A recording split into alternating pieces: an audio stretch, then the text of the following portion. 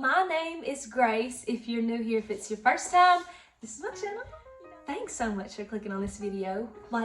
Go like my channel if you want to. Like this video, subscribe and all that stuff.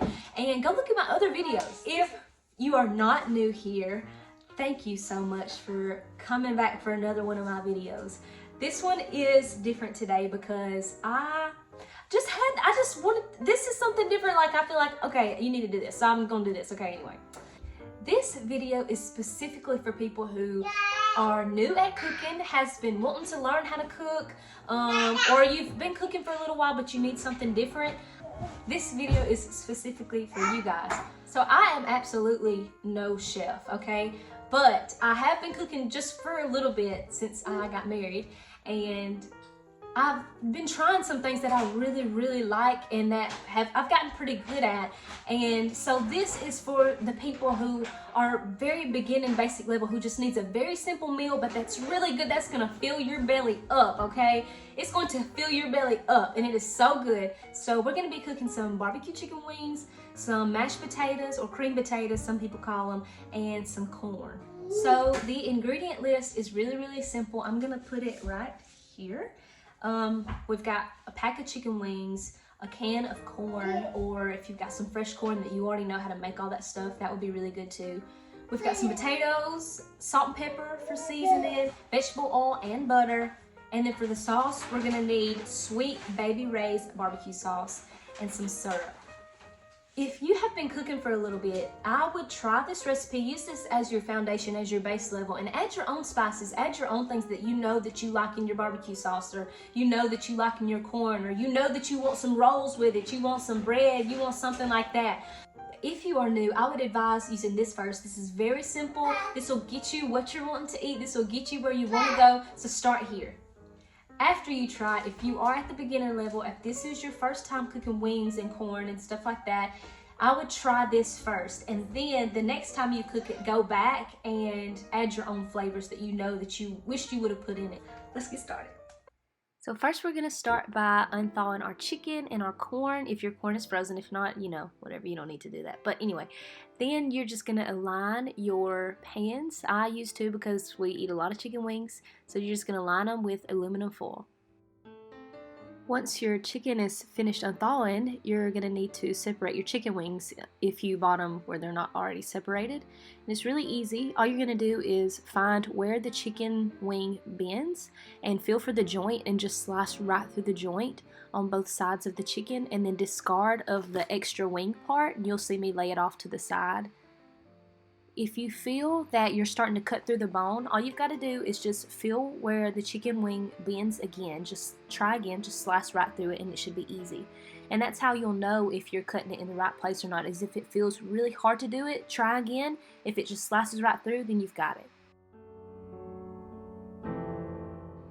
Then we are just going to preheat our oven to 425. And as the oven is heating up, I like to go back through my wings and clean off any extra pieces of fat you might not want, or any pieces where you may see some extra feathers, and it just makes for a cleaner chicken wing.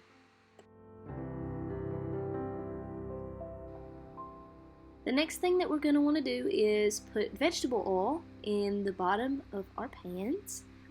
I like to use vegetable oil to keep the chicken from sticking. You could use something else if you want to, like butter or any kind of other thing that you would use to keep any of your meat from sticking to the pan.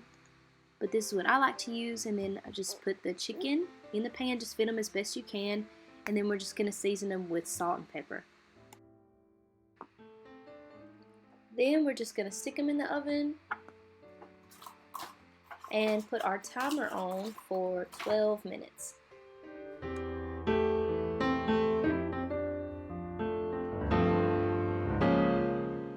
Next, we're going to get our potatoes ready, and I am going to be using just 3 potatoes. And something that I like to do when I'm peeling my potatoes is I like to use a Walmart bag and put the potatoes in there. It keeps the mess from getting everywhere and keeps the potato peels just all in one place. If you don't have a potato peeler, you can use a knife. I like to use a potato peeler, it's a little easier. And then you can just see me picking up my potato peels and throwing them in the trash. Next, we're going to want to slice our potatoes We will be boiling them, but this just makes the process a little bit quicker when you do boil your potatoes, so I like to cut them up into little pieces. It doesn't matter what kind of shape that you cut them in because we're going to be mashing them later on, so you don't have to worry about that. Just cut them into small pieces. Then by the time I finished my potatoes, my timer went off for my chicken, so just pull them out and you're going to want to turn them over. This helps our chicken to cook really evenly and to not stick all on one side. So yeah, just flip them all over.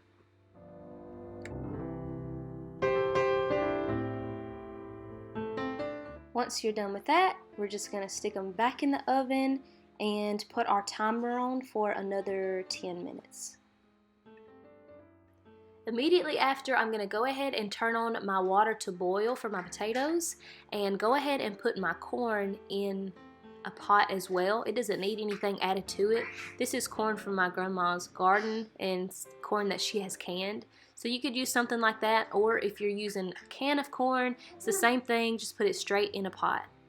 And after my water started boiling for my potatoes, just go ahead and put those in there and let those be cooking too.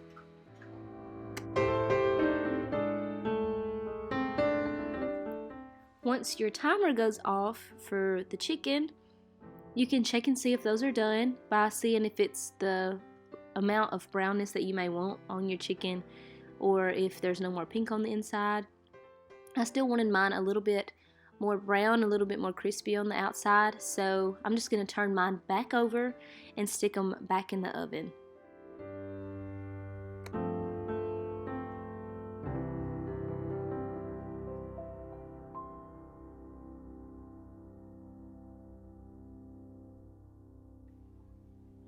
I'm going to make sure to do this for both pans and just stick it back in the oven for about 5 minutes.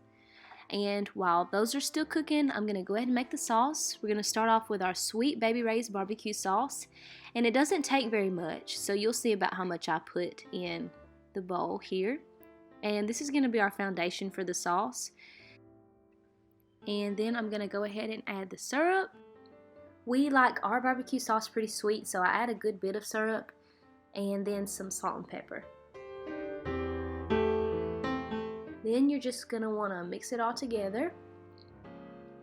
And after you get it good and mixed together, go ahead and taste it and see if it's going to be the flavor that you're going to want on your wings. It will change slightly once the sauce goes on the wings and into the oven, but it's pretty close to how it will taste.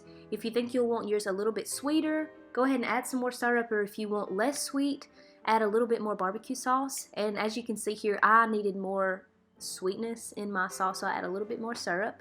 And here is where it comes into play, where if you've made your sauces before for any kind of thing and you know that you want something particular in your sauce, go ahead and customize this how you want to. If it's your first time, again, start with this first. It's a really good tried and true sauce.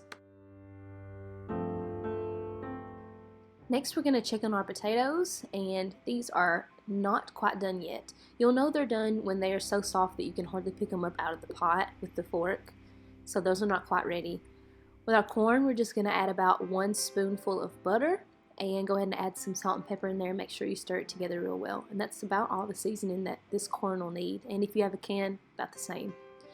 The timer is about to go off for our chicken, and when it gets to about this level of brownness, we're going to go ahead and add our sauce and stick those back in the oven for about 2 or 3 minutes, and that just gives us time for the sauce to cook real well on the wings, and they'll be absolutely delicious. We're almost done, y'all. That is when the potatoes are ready. We're going to go ahead and strain them. Use our strainer, get all the water out as much as you can, and then just put those straight back into the pot, but make sure that you have turned your eye off because they are finished cooking. We don't need them to be warm or anything else. They're ready to go. These are the ingredients that we'll need for our potatoes, which is butter, mayonnaise, and milk. We're going to do about 2 tablespoons of butter, about 2 tablespoons of mayonnaise, and just a splash of milk, and you'll see me put all of that in there. And then we're going to need to put a good amount of salt. You can add pepper if you want to. I usually don't add pepper in my potatoes, but you can. And then after that, we're going to go ahead and mash our potatoes up really well. I like to put my ingredients first because it helps me to mash my potatoes a little better.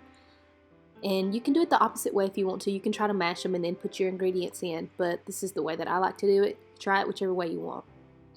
After you mash your potatoes, go ahead and taste them to see if you'll need to add any 3 of those ingredients or if they taste good to you, and test it out. This is where your taste, your own personal taste comes in. If you think, I need a little bit more butter, go ahead and put some more butter or salt or whatever you need. And y'all, that's it. We're done.